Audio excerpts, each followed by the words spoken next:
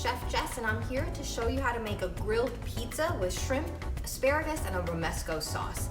Sounds intense and crazy, but guess what? You can do this all at home. And you can actually do it indoors as opposed to outdoors too if you want. I'm gonna show you indoors because that's where I am right now. I am not gonna show you how to make the pizza crust, but if you are interested, check out another video probably next week, and I'll try to get a video for pizza crust up too. Right now, what you do want to do is just buy the ones from like Trader Joe's, or I've included one on the website. So if you really want to make your own pizza crust, you just need a food processor. It's super duper easy. But the main part, or the most important part about this dish, is probably the romesco sauce. So a romesco sauce has almonds in it, and it kind of gives it a nuttiness, and then a red wine vinegar. First one to admit today, I don't have red wine vinegar. I only had white wine. Completely okay. You just want something tart and acidic. Red wine is the traditional way. And then you want roasted veggies too. And I'm gonna show you how to do that. So you wanna make sure, so these I've had sitting for a while, so I'm gonna pull these out so that I can show you what it is that I'm gonna do and how you can roast your veggies on an open flame. You can do this in your broiler too, really up to you where you wanna do it. I'm gonna do it on my flame though, so on my stove, excuse me. So what I'm gonna do is I'm gonna grab my tongs and I'm just gonna lay it straight on there. That's it. No oil, no nothing.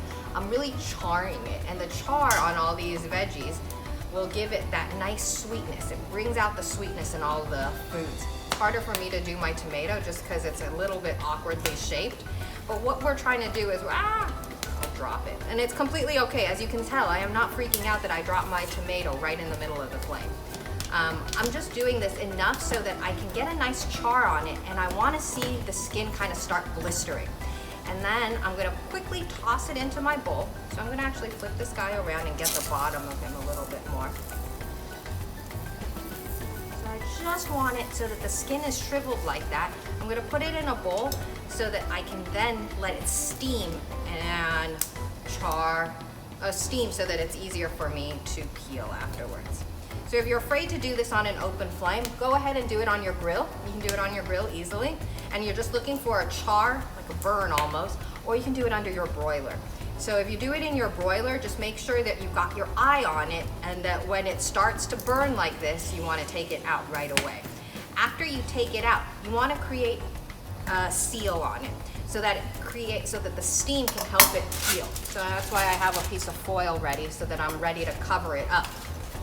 Now, when your veggies come out, keep rotating this. When your veggies come out, what you want to do is you want to peel them. So see how easy it is to now peel these guys? Yep, that's all it is. All I'm going to do to peel it. I should just be able to run my fingers around the outside of it, and it should come right off. And if you get a little bit of that, the burn or the char still on there, completely okay. It makes the food taste that much better. So I'm just gonna do, you just don't want the whole thing to be of char. That would not be good. All right, and then my bell pepper. And if you want to run this underwater too, some people like doing it that way, you can do that too. I feel like it kind of takes away some of the flavor sometimes, so that's why I like just peeling it. Oh, I shouldn't peel it in the bowl that I want it to go in though. I'm just gonna keep peeling it just like this. And you can do this with any kind of pepper that you have. The other thing that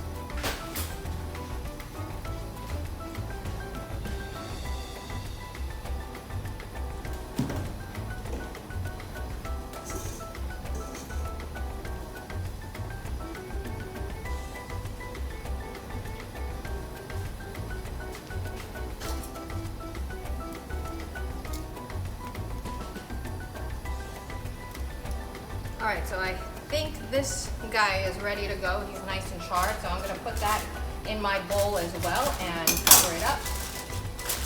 And then I'm actually gonna turn off the flame and migrate my indoor grill over. So I've got a nice grill pan going. You can use a skillet, griddle pan, whatever it is that you feel like using to make this. But it's gonna be a little bit different when you do it outside. When you do it outside, because you have a lid, you can finish everything off in it. Because we don't have a lid indoors, we're not gonna finish everything off. What does that mean then? The difference of grilling it inside and outside. If you're grilling this inside, try to par cook everything. So asparagus is gonna be par cooked and our shrimp is actually gonna be cooked too. As opposed to when you're doing it outside, I would use raw shrimp as opposed to cooked shrimp, just so that you can let it finish cooking on the grill. All right, so I've made enough of a mess already with this red bell pepper, so I'm just gonna clean this off and get the rest of my ingredients together. So I got my tomatoes. I'm gonna put those in my food processor. There we go. And we're gonna blend it until it's smooth. So we're gonna add a couple of other things in there as well. So I'm gonna take my bell pepper and I'm gonna peel it around so that I can take just the seed pocket out. I just don't want the seeds. And that's it. So I've got my roasted, and if you want to even make this easier, you could even just use a red bell pepper that's already pre-roasted. So here comes the other really cool part about this. We're gonna add garlic as well as a roasted shallot. So I roasted these ahead of time in about half a cup of oil because that's the oil that we're gonna add in here to make our sauce. So if you want, whenever I'm making roasted shallots or roasted garlic, what I always say is quadruple or make just a ton of it. There's nothing wrong. They actually, I feel like the garlic loses a little bit of its flavor, which it does, and it's supposed to get nice and mellow. But that oil is so good that if I had extra oil lying around, I would put it on everything. So I'm gonna add all of that oil with those garlic cloves inside, just like that. I'm gonna keep this on the side. And then I'm gonna also add my vinegar and almonds. And so I've got some toasted almonds here. So there's about 2 tablespoons of toasted almonds. And then I've got my supposed to be red wine, but white wine vinegar. Okay, so that's all that's gonna go in there. And then I'm just gonna give it a good blend and then salt and pepper to taste. So really what you wanna use.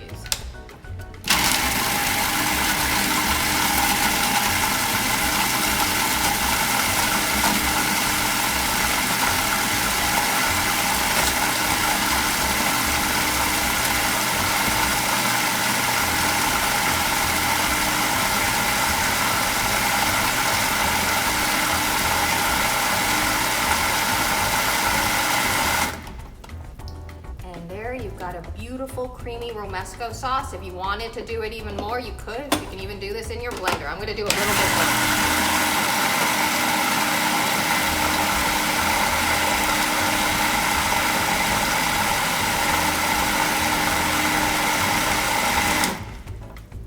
Nice. So it's nice, thick, creamy sauce. Guess what? This doesn't go on to the pizza until the very end. So it's almost like a dipping sauce if you wanted to see it that way. So I'm gonna take my bowl and move my food processor out of the way. And I'm gonna pour that out. And then later, when we're ready to serve our pizza, we're gonna drizzle that right on top. All right, so let's make our pizza now.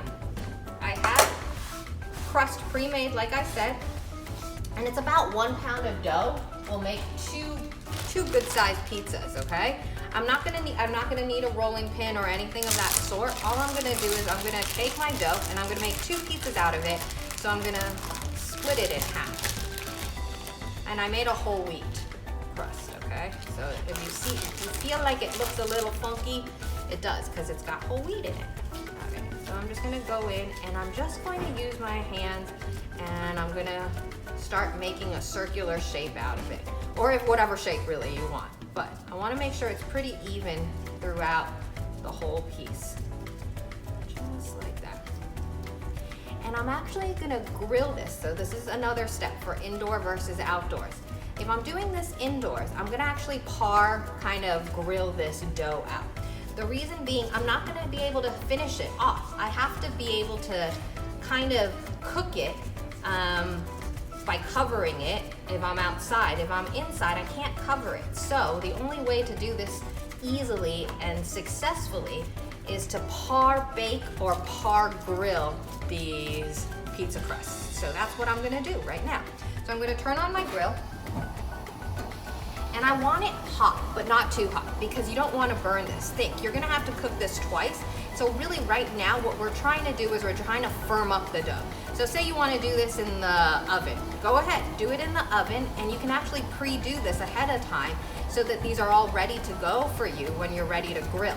So if you wanted to do it in the oven, I would do it at around 350, and all I'm looking for is an ugly dough color. So if you don't know what that is, it means it's not brown, kind of like white and pasty looking, no like color to it really, just not a good looking dough. But the one thing that it is firm, so that you can pick it up and then put it on your grill when you're ready to go.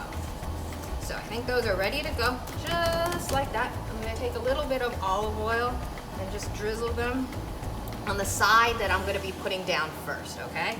I'm gonna spread that around just like that on both sides, and I'm gonna put it on the grill. Just like that.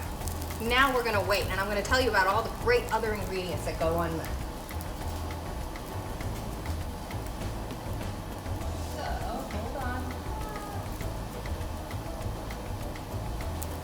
I've got ricotta cheese, and then I've also got some queso fresco that we're gonna finish it off with, some mozzarella cheese, some ricotta cheese, and then asparagus and some fresh garlic that we're gonna finish it off with too.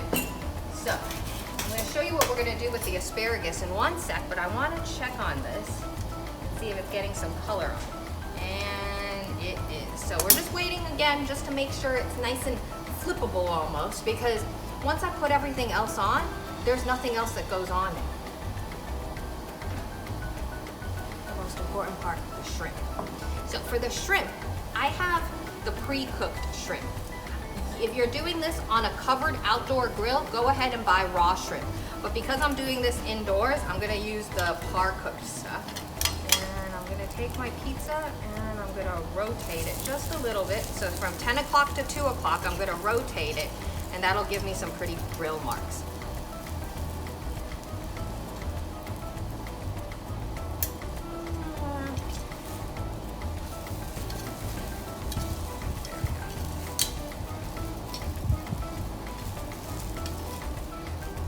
Wait a couple more minutes.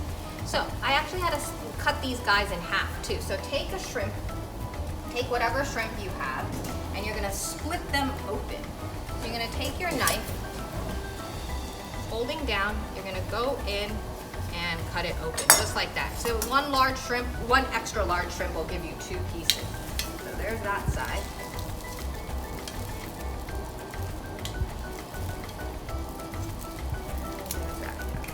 Perfect, just like that. I'm gonna turn it down a little bit so that it doesn't burn. I'm gonna wait for it to grill a little bit more. So I've got my 2 shrimp from one. So again, all I did was I took my knife, holding down, I'm gonna cut through the middle and split it open. I didn't do that one right. I'll show you one more time. So you're gonna cut through the middle and split it open just like that. In here, I'm gonna add a little bit of garlic and a little bit of olive oil, just because everything tastes better with garlic and olive oil anyways. So take this. And depending on what size shrimp, you might use more, you might use less. It's really up to you what it is and how much of things you want on your pizza. You don't want to overdo it though. And the other thing is you don't want to overdo the cheese, because the cheese is, you don't want it to overpower everything else, including the romesco and the shrimp. And asparagus. I'm gonna add that into my shrimp, just like that. Check my dough again. Rotate it. That's nice. All right, that's exactly what I'm looking for. So, nice and firm, not flimsy. I'm gonna take them off. This one's getting there. So that's it. So I'm gonna turn my grill down while I get everything else ready. So I've got my shrimp and a little bit of garlic. I'm gonna add a little bit of olive oil in there as well. And then I'm gonna add my asparagus. And all of this is gonna go on top of my pizza. I'm gonna toss that around, just like that. Now I'm gonna get my pizza ready. So I'm gonna just show one so that you guys can see what it looks like when it's done. All right, so I'm gonna take a little bit of your ricotta cheese first. So we're not actually putting any sauce on here. I know, you're thinking, we made romesco, why not put the romesco? The romesco tastes better when you put it on top. So this should be enough cheese for 2 pizzas. So, just like that. And then I'm gonna layer on some of my shrimp. And a little bit of the asparagus. Show you what I did with the asparagus as soon as I get this on the grill to start cooking. Right. And again, this makes 2, so it seems like it's not, but it seems like it's a little too much for 1. It is. It's supposed to be for 2. All right, and then we got some cheese. So I have some mozzarella cheese. All I'm gonna do is I'm not even going to shred it. I'm gonna shred it by hand. I'm not gonna grab a grater. I'm just gonna shred it by hand.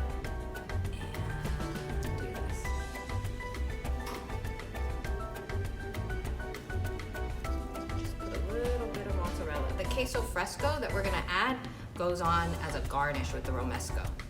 So I'm gonna add a little bit more cheese. And you can have people make their own. So if you're doing this outdoors, if your kids don't like shrimp, they can make their own without shrimp. Or if they do like a lot of shrimp and no asparagus, they can put it on themselves. If you wanted to use the romesco, you could as the sauce. So I'm gonna stick that right back on the grill. Let it slowly, on a very, very, very low heat, start to melt down, okay? And that's it. So if you're doing this indoors and you do have the time, I would say you can stick it in your oven if you wanted to melt down that cheese really well, or you can finish it off on here. But it does get a little bit hard melting cheese that's too big on here. So for the asparagus, what did I do? When you buy a bunch of asparagus, all the stems are together just like this. What I want you to do is just find one stem, and then I want you to keep bending it. And you bend it until it wants to break. I'm trying, there. You don't want to cut off too much, that's why I was letting it do its own thing.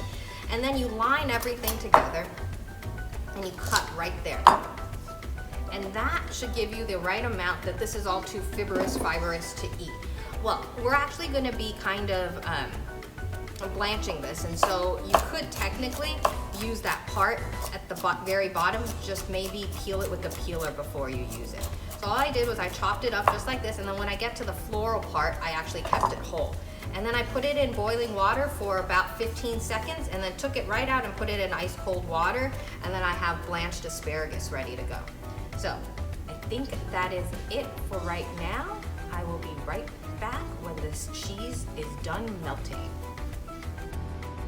All right, we're back. And so I ended up putting the pizza in the oven. Sorry.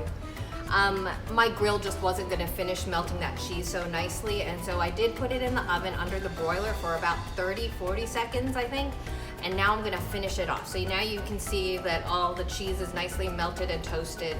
I'm gonna crumple up just a little bit of queso fresco.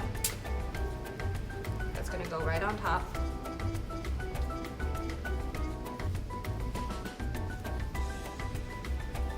And then the best part of this. So again, serve this sauce on the side too if you want, but I'm just gonna drizzle a little bit of the romesco sauce all over the top and then serve some on the side as a dip.